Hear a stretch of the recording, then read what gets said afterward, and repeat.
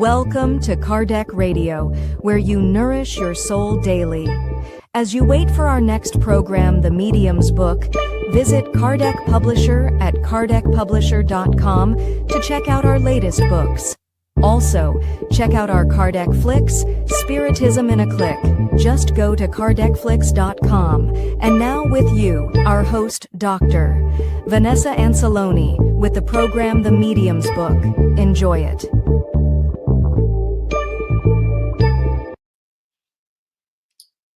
Good evening, everyone. It is a pleasure to be here. Thanks to Kardec Radio, to all those friends that do a wonderful job promoting Kardec leadership. And today in particular, touched me a lot because it is the Medium's Book. And I was delighted when I did receive the invitation, and I hope we're gonna have a wonderful time. A brief introduction. My name is Guilherme. I'm part of SSL, Spiritist Society of London. We do have activities, studies, mediumship meetings, virtual and presential, and hopefully I'll be able to bring some information that will contribute to you all and myself. So let's move to our first slide. Special mediums, chapter 16. It is one of the chapters where Kardec mentioned a variety of mediumship, or even better, a variety of mediums, characteristics that we may encounter. Needless to say, but it's always good to remind us all that mediumship is organic, and as such, everyone is a medium. What people call ostensive medium are those who have a more abundant characteristic, or they have a higher degree of perception. But as Kardec said, we all are mediums. So let's move on to the next one here, where we will be able to get a picture of the main categories he was bringing to us in this chapter. Special aptitudes of mediums, synoptic table of the different varieties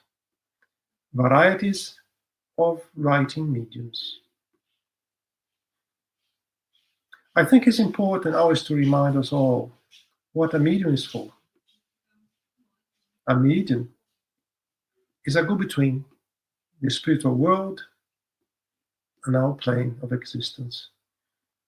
A medium is someone who has been tasked, if I can say like that, with some activities to practice charity and help others, helping incarnated and discarnated. And when we do things related to mediumship, we do because we want to help. We do not charge. We do not expect anything in return. And that we need to keep in our heart, because it's important to have it all with us, all the time, so we don't forget what a medium is for. So let me move to the next slide. On this slide here, I have collect few sentences from the chapter, and I'm going to be talking about them, and eventually we'll make sense of all of them together. All right. So let me start with infinite varieties that include what may be called special mediums, those gifted with still undefined particular attitudes. Let's digest this one a bit.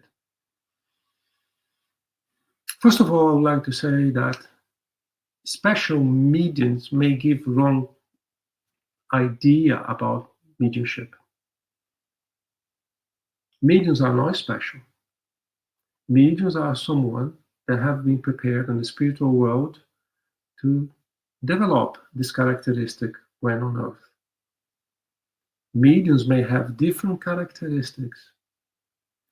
When Kardec brought that special mediums was a way to present mediums with different characteristics. But we mediums, we are not special, not at all. We are there to serve. We are there to help. We're there to learn, because mediumship is something that evolves with time. And when this was written in the 1800s, Kardec also paved the future for us when he said that still undefined particular aptitudes, he was saying that even himself was not able, perhaps, to capture every single type of mediumship characteristics that were available, if I may say like that, at the time. Kardec was implying that in the future, perhaps, we could see other different types of mediumship, and per se, bring to us a whole new avenue, allowing us to study even more and to accept something different in the future. Saying that, I would like to give an example of something that has happened with us a few years ago. In our Spiritist Center, we received a mother with her son. He had 8 years-ish, not more than that. And she was asking for help. After being in clinics with professionals, she could not find the help she needed for the kid. At the time, due to our ignorance of this possibility that I will present to you, we call that mediumship like X-ray mediumship. Because the boy, when he looked to us, he would not see our face, our arms, our chest. He would see our bones. It's really like an X-ray. So imagine if ourselves develop this mediumship, how we would react. Now, let's think about a kid, 8-year-old kid, having to deal with that without knowing what it was. Probably was very difficult for him, isn't it? Well, it was difficult for us as well, because we never heard about that. And when we went to the medium's book, there was no reference about that. So we did not know what to do. But I give an advice to everyone. Let's work with the spirits. Let's work with our benefactors. Those that we are used to work, we have a data log showing the quality of what they do, showing the results of what they do with the mediums of that center. So we need to work closely with our benefactors. So we went to the benefactor. We asked, what is happening, because we don't know. And the benefactors, they explained to us that was a kind of mediumship. And then we had another question, how to help the kid. Cutting a long story short, the benefactors, they said they would help to put that mediumship dormant, if you like, for a period of years until he was at least a bit older to be able to cope with this type of mediumship. And it happens like that. So the kid stopped seeing those X-ray pictures, and until today he did not recover this type of mediumship. He is now I think he's possibly around 70 years old now. 2 years later, after this event in our Spiritist Center, we had a lecture. There was COVID time, and we had a lecture with people from all over the world joining.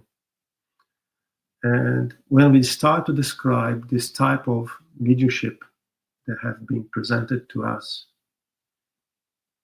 someone raised the hand and said, well, you are describing me. I have exactly the same. That is very disturbing. And we start to have a conversation about that. So that was the second medium we found with that characteristic, with that aptitude. As nothing happens by coincidence, the person who was doing the lecture, he also disclosed one information about it. He said that my father also had that kind of leadership. So up to today, as far as I know, we have encountered 3 mediums with that X-ray characteristics. I'm calling X-ray because of lacking of better words, all right? So this showed to us that we need to be open for new things. We need to be open for different type of mediumships, and we need to be prepared to help those mediums when they come to us. If I don't know, what should I do? Ask for help. But what we cannot do is to ignore someone that knocking our door asking for help. All right? So now let me move to a different one. Spirits also prefer to communicate through this or that medium according to the affinity between them. Have you ever heard about resonance? Yes. I think it's very common to a medium to have wishes to be channeling good spirits. We are human. We would like to have that kind of experience, right? We all would like to be giving message to the spiritism, the spiritist environment we work with. We all would like to sign good message, really, isn't it? Yes, but it doesn't work like that. We won't have time to go in depth about this one, but we should decide what we want to be, the type of medium we want to be.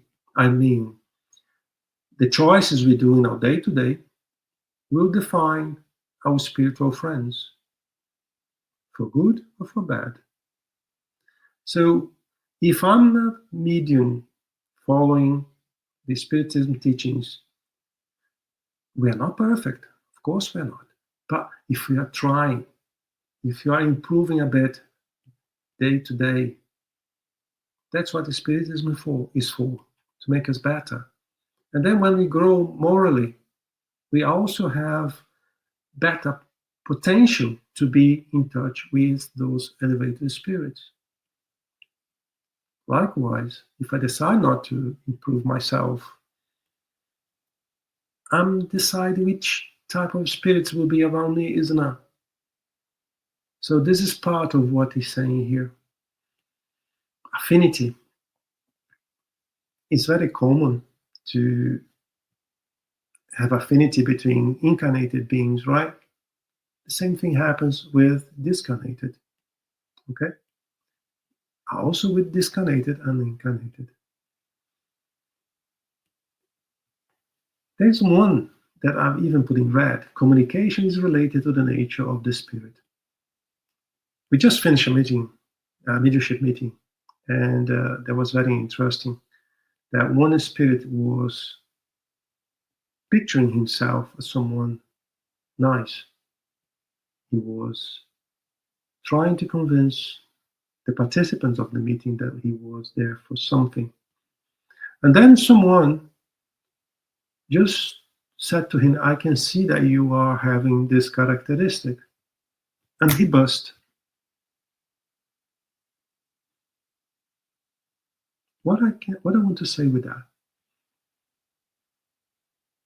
spirits are like us incarnated.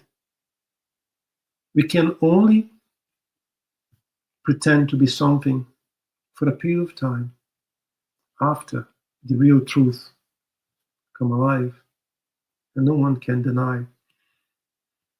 So Kardec always gives us the instruments to identify the characteristics of the spirit. So we must be attentive, because good spirits give good message. The opposite may not be true. So we need to practice what Kardec told us. alongside the aptitude of the spirit itself is the aptitude of the medium. Not to go in depth, but a medium needs to be responsible. A medium needs to be someone that is prepared to help. A medium needs to study, and it's not something punctual. A medium needs to study constantly.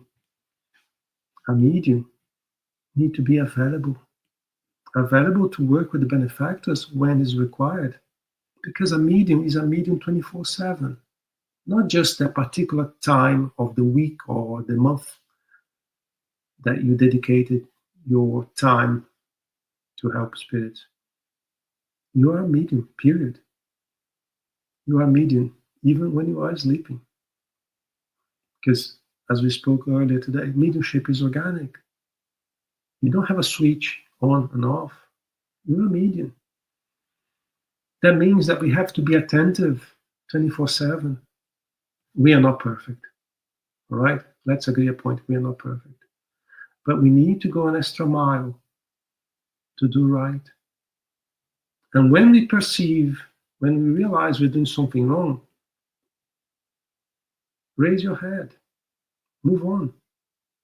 Don't do that again. But we are mediums, and we need to be on the right path. There are mediums who, without possessing scientific knowledge, are most capable of receiving communications of this nature. I'll go even a little bit further. There are mediums that don't know how to write or read. But when they are under the influence of the spirits, they can write poetry. They can write massive equations. So this shows to us that this particular medium that does not have the culture or does not have the minimum education, it can produce something that no one can deny does not come from him. So there is a way to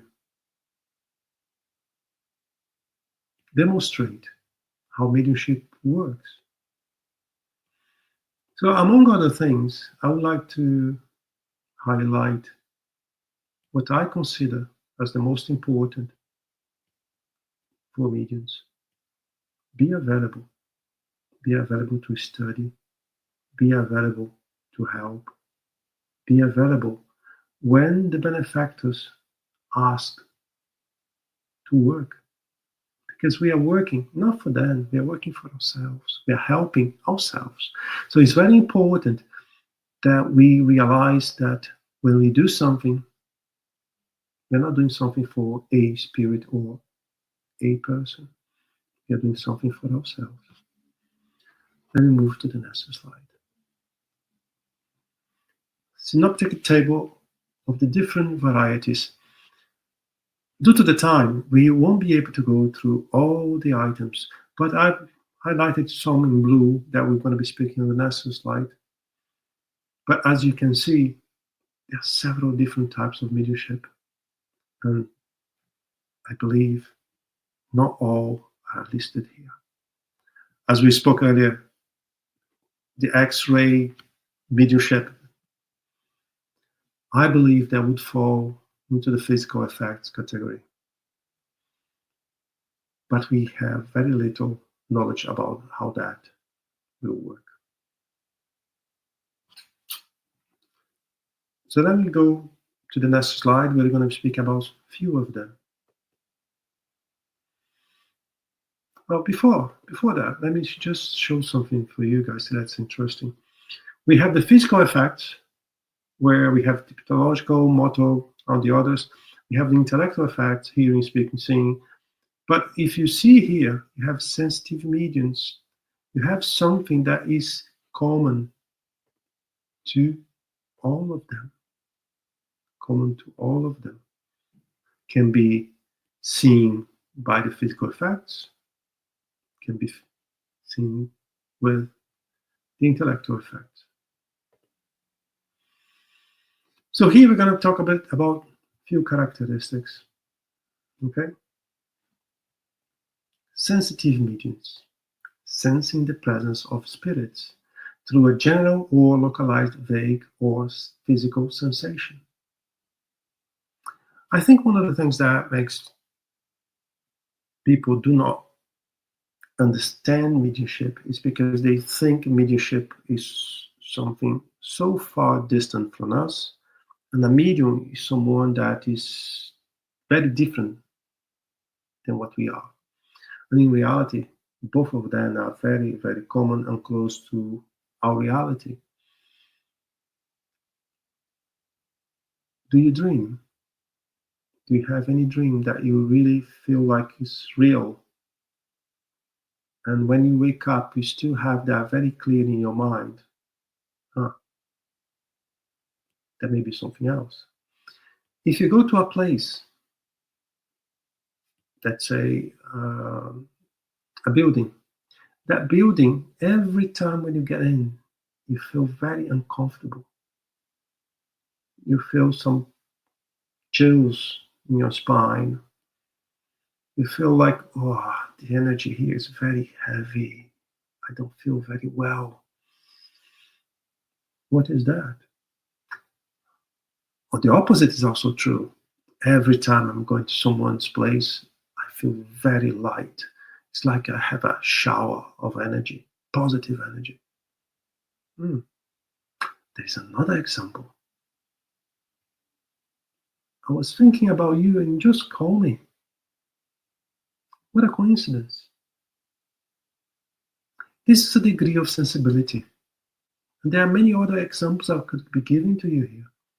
But we all have some sensibility. Sometimes we don't even know that this sensibility can be mediumship or is mediumship. That can be. So that's just to give a general idea about sensitivity. So now we're going to be speaking about a few things. For example, typological, noises and raps. Will, may, or may not participate. What does it mean?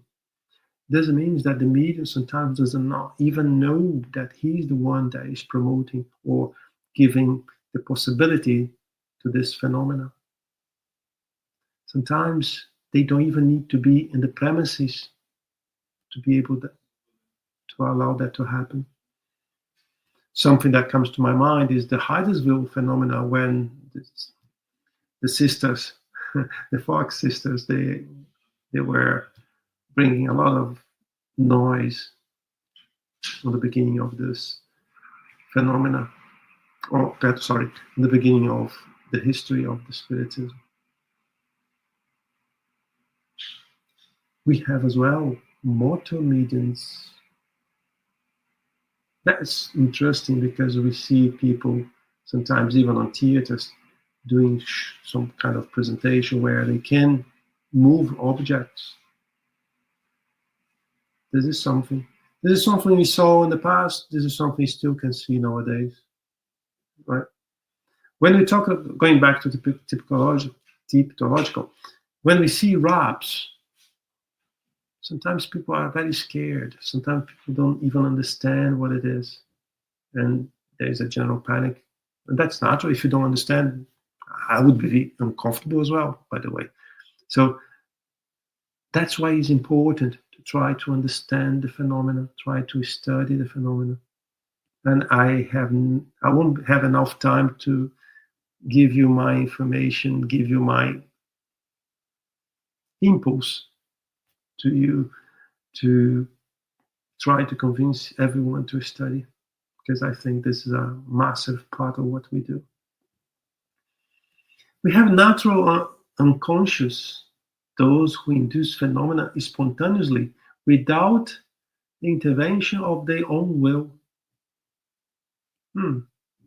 Interesting, isn't it? Sometimes we can be there. It goes in line with the typological, right? But it's a bit different, this one. But the principle is the same. The medium is in the vicinity, but without even realizing he is promoting something. He's promoting the change, healing, ability to cure or alleviate illnesses by the imposition of hands or through prayer. This is something that people sometimes they are really pushing a bit too hard, thinking that the medium is doing everything alone. No, it's not. The medium is working with the benefactors to help someone. Healing is something that we can see in a very simple place, or we can see with a bit more complicated situations. I'll give a simple example. When the baby falls and hurt a bit the skin on the legs, what the mom does, she blows a bit to try to bring a little bit of help to the kids, right? Also, when you go to some very poor areas, sometimes you have people using herbs, for example, teas, could be anything to help, right? And the healing here in particular is someone using the fluids that are coming from their body, their physical body, to alleviate pains, to alleviate troubles of people, right? I need to run a little bit. So let's speak about hearing, speaking, and seeing. This is what we see more often nowadays. Seeing is the clairvoyant, mediums that can see what's going on the other side. But the most common we see in the mediumship meetings are mediums that speak, they give the voice to the spirits, and hearing those that they listen. They listen, and sometimes they write what they hear, or sometimes they just, well, I'm listening to this, this spirit is telling you this. So this is a possibility. As you can see, I'm not going in depth in anything. I'm just trying to bring to you enough to keep you curious, to allow you to go to the medium's book and then find a lot more over there, all right? Variety of writing mediums. I got this topic because it's something that a lot of mediums come to us asking how the phenomena really works. Because with me, it works this way, but I'm not sure if that works like that or not. Well, mediums, they have thousands of different degrees, and the phenomena that happens through me may not be exactly the same how it happens through you. So I'm trying to speak here what is more common and how we can interpret what I'm feeling as a medium, right? Writing or psychographical. Basically, we start to feel the impulse in our hands to write. Sometimes we don't know if it's our hand, if I'm thinking, if I'm not thinking, if it's me, if it's not me. That's very natural. But let the impulse write. And then with the practice, you gain what you need. When I mean gain, you gain experience, you gain confidence, all right? Mechanical writing. I don't think I ever saw 100% mechanical writing up to today. And I'm starting with mediumship meetings when I was 15 years old. So I don't think it's very common nowadays. On the other hand, semi-mechanical, yes. Semi-mechanical we see quite regularly. What does it mean? It means that someone that partially follows just the impulse from the spirit, but also have the knowledge of what is happening. He knows what he's writing. So this is a 50-50, and there is a mediumship in particular. There's a writing mediumship that is like a thought that the spirit's putting in your brain, and then you start to write. There's also another option, or another possibility, that the medium start to listen to what the spirit is saying, and then start to write. These are some we can encounter in our path. So we are about to expire our time, and There was no my intention to convince anyone. There was no my intention to go in depth with anything. Again, was to bring to you a picture of what you can find in the Medium's book. And I wish I convince you that it's worth to read. And also, I hope that I have raised questions for you. I hope you have questions that you raised yourself, thinking, what about this? What about that? Because when we do raise questions is when we start to search, we start to read, and we start to learn. So thank you very much for this opportunity. I really appreciate the time we've been together, and I wish you all a good reading of the Medium's book. See you all.